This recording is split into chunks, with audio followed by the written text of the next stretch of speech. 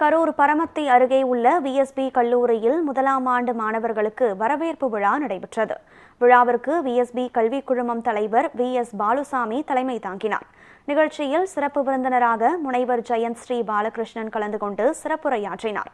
அப்போது பேசிய அவர், மாணவர்கள் விடாமுயற்சியுடனும் தைரியமாகவும் இருக்க வேண்டும் என்று கூறினார். முன்னதாக மாணவர்களிடையே பேசிய விஎஸ்பி கல்விக் குழுமம் தலைவர் VS பாலுசாமி, ஒவ்வொரு மனிதனும் குறிக்கோளுடன் வாழ வேண்டும் என்று வலியுறுத்தினார். மாணவர்கள் தங்களுடைய இலக்கு என்னவென்று தெரிந்து கொண்டு படித்தால் இலக்கை எளிதாக அடைய முடியும் என பேசினார். எதை நோக்கி போகிறேன் அப்படின்னு தெரியாம இருக்கிற இடத்திலே நின்று கொண்டு நான் ஓடிக்கொண்டுதானே இருக்கிறேன், விடாமல் தொடர்ந்து ஓடிக்கொண்டே இருக்கிறேன். எதை நோக்கி தெரியாது, எந்த திசையை நோக்கி தெரியாது, எதற்காக ஓடுகிறார் தெரியாது, பயன் இருக்காது. அதே மாதிரி தன்னம்பிக்கை, எதை செய்வதற்காக தன்னம்பிக்கை, எத்தனை நாள் இருக்கும் தன்னம்பிக்கை, இதுவும் தெரியாது. இந்த வார்த்தைகளுக்குள் பல விஷயங்கள் உள்ளே போயிடும். அந்த பல விஷயங்களை சொல்றதுக்காக தான் நான் சொன்னேன் ABCD அப்படின்னு சொன்னேன். ஏன்னா கண்டிப்பாக பள்ளிக்கூடத்தில் படித்திருப்பீர்கள். நான் சொல்லக்கூடிய வார்த்தைகள் கையில எப்படியும் ஒரு தாள் வச்சிருக்கீங்க, உங்க கையில ஒரு பேப்பர் கொடுத்துருக்காங்க, என்ன ஆகணும் அப்படின்னு ஒரு இலக்கு பண்ணிட்டீங்க. அதைத்தான் நான் இந்த பொங்கலாக உங்ககிட்ட சொன்னேன்.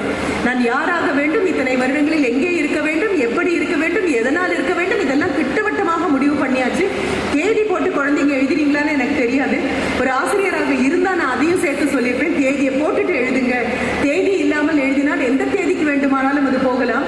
இந்த தேதியில் நான் எடுக்கக்கூடிய சத்திய பிரமாணம் 25/8/2025 எல்லோர் முன்னிலையிலும் என் தாய்க்கும் தந்தைக்கும் எனக்கும் நான் செய்யக்கூடிய சத்திய பிரமாணம் அப்படின்னு தேதியை போட்டுட்டு எழுதிருந்தீங்க அப்படின்னா, giving a date is very important.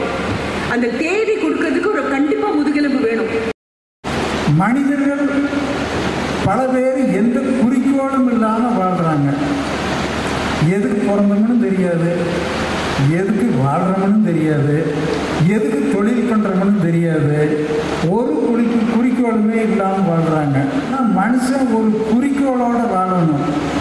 எந்த விதமான ஐடியாவும் இல்லாமல் 12வது படிச்சுட்டு ஒரு பையன் காலேஜில் போய் சேர்ந்தாங்கன்னா நம்மளும் போய் சேர்ந்துடணும். அப்படித்தான் நிறையா பேர் இருக்கிறாங்க. நாம் அப்படி இருக்கக்கூடாது. அப்படி இருக்கக்கூடாது. நம்ம ஒரு குறிக்கோளோடு வாழணும், ஒரு கோலோடு வாழணும். அந்த கோலை நம்ம செட் பண்ணிடுவோமா? கோல்னா என்ன தெரியுமா? சேர்ந்தீங்க, நீங்கள் என்ன ஆகணும் அப்படிங்கிறது தான் ஒரு கோல்.